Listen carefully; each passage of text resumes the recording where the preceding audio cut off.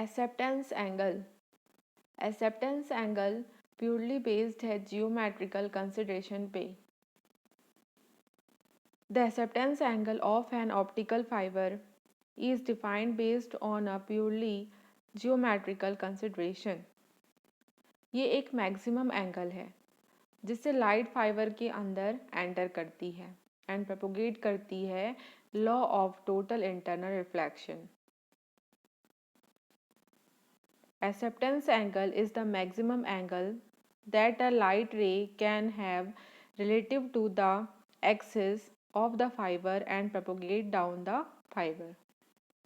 अब हम लोग देखते हैं एक्सेप्टेंस एंगल के कैलकुलेशन को। ये आप देख रहे हैं डायग्राम में, ये एक ऑप्टिकल फाइबर के अंदर का पार्ट है, ऑप्टिकल फाइबर के अंदर का सेक्शन है जिसमें जो सेंटर रीजन है ऑप्टिकल फाइबर का उसे हम कहेंगे कोर, जिसका रिफ्रैक्टिव इंडेक्स है n1, और जो आउटर रीजन है फाइबर का उसे हम कहेंगे क्लैडिंग, जिसका रिफ्रैक्टिव इंडेक्स है n2। n1 जो है वो हमेशा ज़्यादा होता है n2 से। आउटर रीजन मीन्स जहाँ से हम लाइट को फाइबर के अंदर लॉन्च करेंगे उसका इंडेक्स है n0। यहाँ पर आप देख रहे हो लॉन्च जोन n0 के पास सेंटर एक्सिस है फाइबर की, जहाँ से लाइट जो है वो फाइबर के अंदर लॉन्च होती है, तो इसे हम लोग कह सकते हैं लॉन्चिंग। अब आप इस डायग्राम में देख रहे हैं इंसिडेंट रे। इस डायग्राम में आपको इंसिडेंट रे दिख रहे हैं, तो इंसिडेंट रे देख रहे हैं आप, ये इंसिडेंट रे फाइबर के एक्सेस के साथ एंगल बनाती है जिसको हम लोग कहेंगे एंगल ऑफ इंसिडेंट, जिसको डिनोट करेंगे थीटा आई से। ये इंसिडेंट रे जब फाइबर के कोर में रिफ्लेक्ट होती है और एक एंगल बनाती है फाइबर के एक्सेस के साथ, जिसे हम लोग बोलते हैं थीटा आर, इसको हम लोग बोलेंगे एंगल ऑफ रिफ्रैक्शन। ये रिफ्लेक्टेड रे है वो कोर क्लैडिंग बाउंड्री में क्या करती है, स्ट्राइक करती है और एंगल फॉर्म करती है जिसे हम कहेंगे फाई।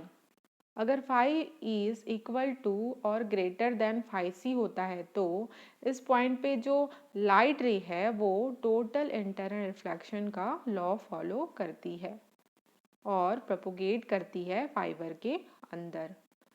तो लाइट का टोटल इंटरनल रिफ्लेक्शन का लॉ तब फॉलो करेगी जब phi is greater than and equal to phi C हो। तो ये कंडीशन कब होगा, जब आप इंसिडेंट एंगल को इंक्रीज करोगे तो फाई जो है वो इंक्रीज होगा और फाई सी के इक्वल हो जाएगा। तो फाई सी के इक्वल होगा तो थीटा आई जो है वो मैक्सिमम हो जाएगा या फिर मैक्सिमम के इक्वल हो जाएगा।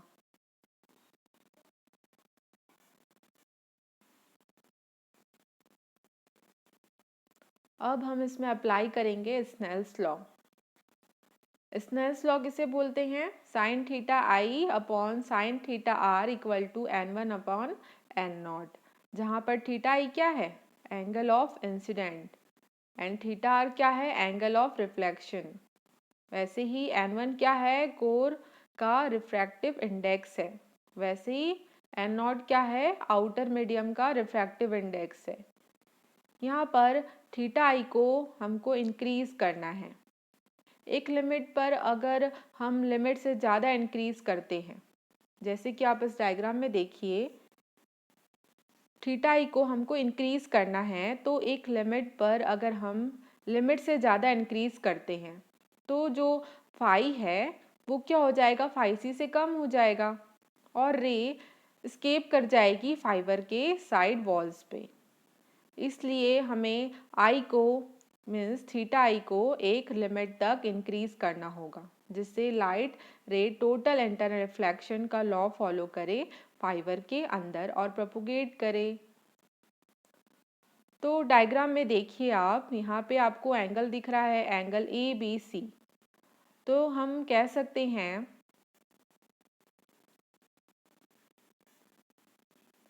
Sine theta r equal to sine 90 degree minus phi.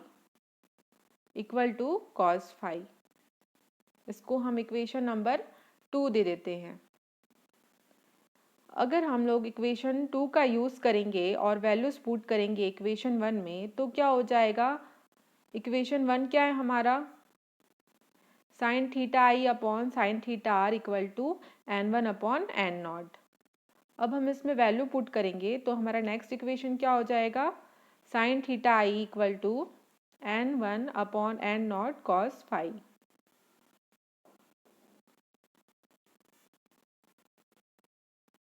अब मान लेते हैं फाई जो है वो क्या है? इक्वल है फाई सी के। किस केस में?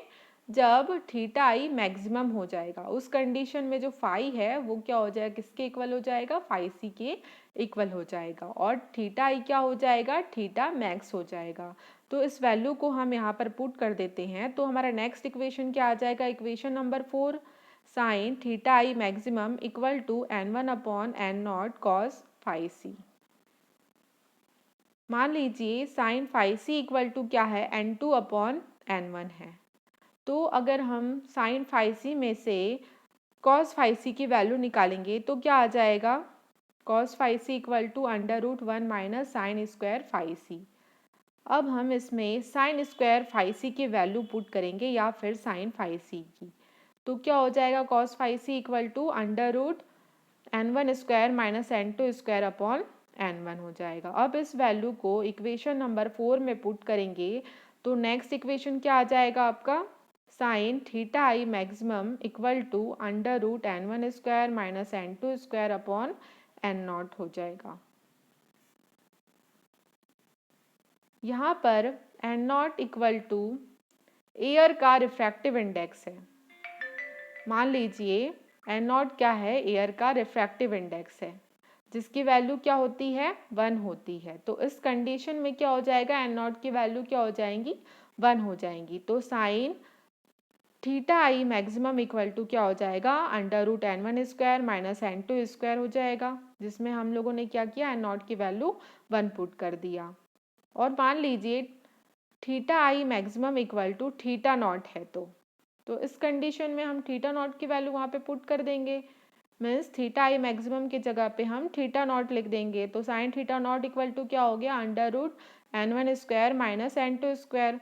अब इसमें से थीटा नॉट की वैल्यू निकाल लिए तो थीटा नॉट इक्वल टू क्या आ गया? Sine inverse √n1 square minus n2 square. ये क्या हो गया? एक्सेप्टेंस एंगल हो गया। यहाँ पर हमने एक्सेप्टेंस एंगल कैलकुलेट कर लिया।